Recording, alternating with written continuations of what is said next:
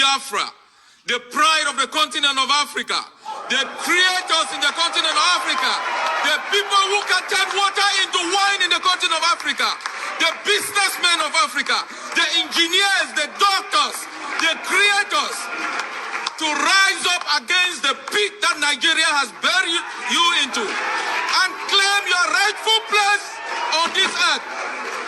This is the time.